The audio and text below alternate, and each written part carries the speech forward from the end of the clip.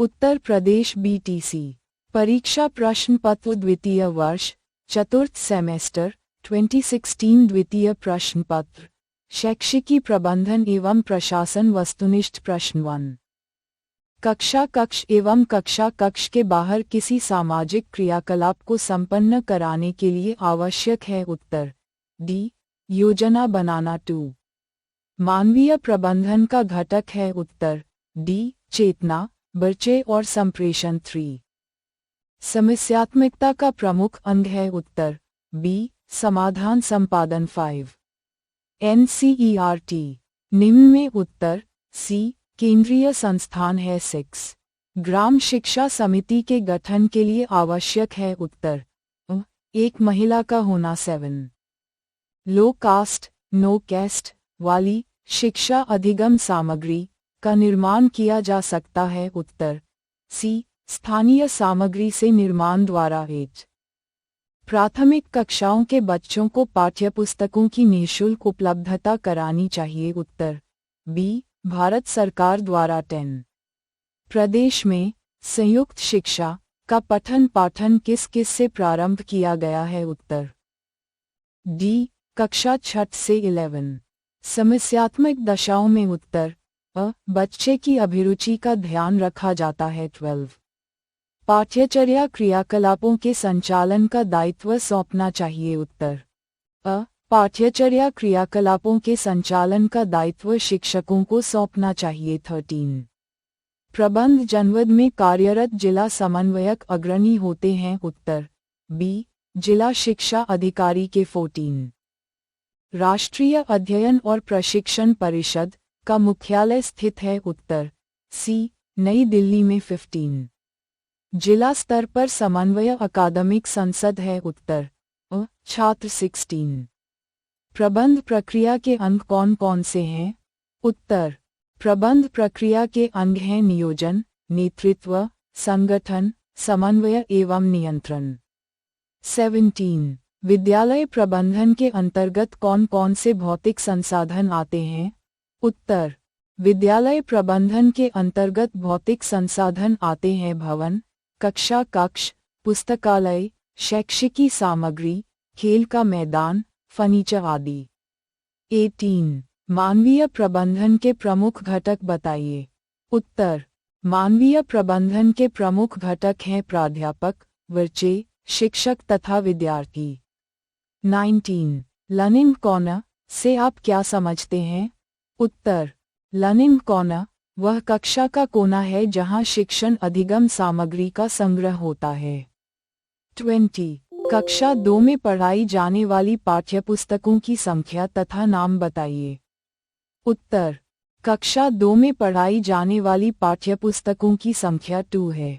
21 पाठ्यपुस्तकों के विकास में किन किन बिंदुओं का विशेष रूप से ध्यान रखा जाता है उत्तर पाठ्यपुस्तकों के विकास में निम्न बिंदुओं का ध्यान रखा जाता है 1 भाषा सरल हो 2 बालकों की रुचि के अनुरूप 3 मानसिक स्तर के अनुकूल।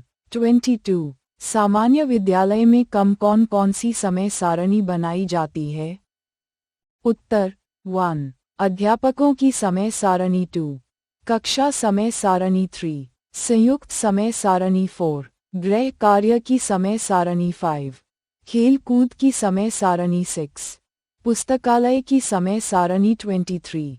बच्चों से प्रोजेक्ट कार्य कराने की उपयोगिता बताइए उत्तर प्रोजेक्ट कार्य की उपयोगिता बच्चों को ज्ञान प्राप्त करने का अवसर मिलता है जिसमें वे स्वयं खोज करते हैं।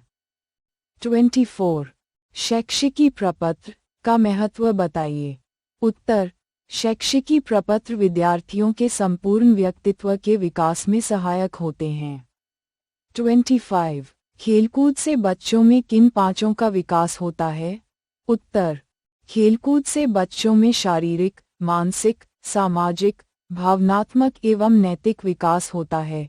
26 शिक्षकों के समन्वयात्मक परिषदों के नाम लिखिए उत्तर अध्यापकों की जिला स्तरीय परिषद ब्लॉक स्तरीय परिषद क्षेत्र स्तरीय परिषद आदि। 27 वित्तीय अभिलेख कौन कौन से हैं उत्तर 1, वेतन भुगतान रजिस्टर 2, कैश बुक 3, स्टॉक पुस्तक 4, रजिस्टर 5, छात्रवृत्ति रजिस्टर 6, आदि।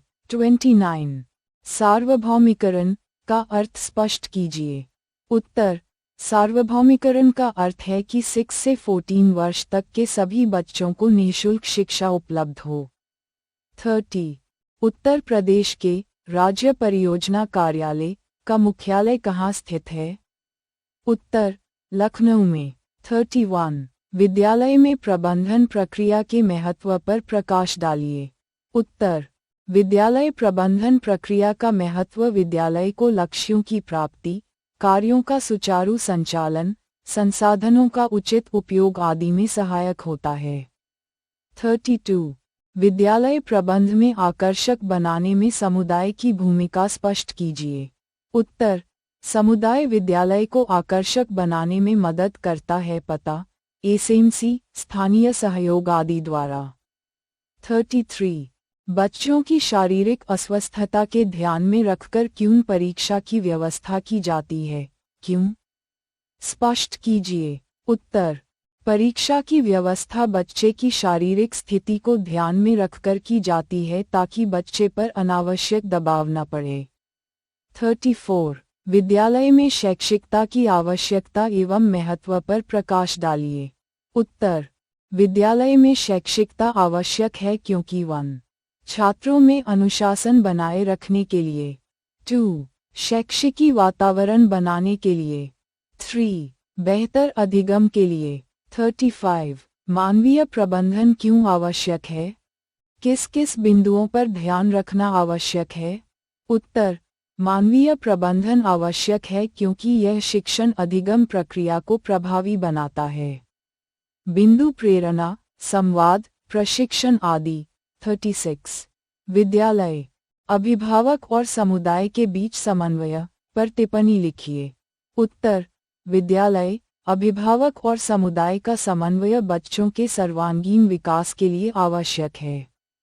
37, संज्ञान शिक्षा की प्रक्रिया में वित्तीय प्रबंध किस प्रकार सहायक है? स्पष्ट कीजिए। उत्तर, वित्तीय प्रबंध शिक्षण सामग्री, प्रशिक्षण, बुनियादी ढांचे आदि उपलब्ध कराकर संज्ञान शिक्षा में सहायक होता है। 38, मान्य सारणी ऐसा पृष्ठ चार्ट है जो विद्यालय में किए जाने वाले सभी कार्यकलापों की दर्शाता है। सहमति अथवा असहमति पर स्पष्टीकरण दीजिए। उत्तर, सहमति मान्य।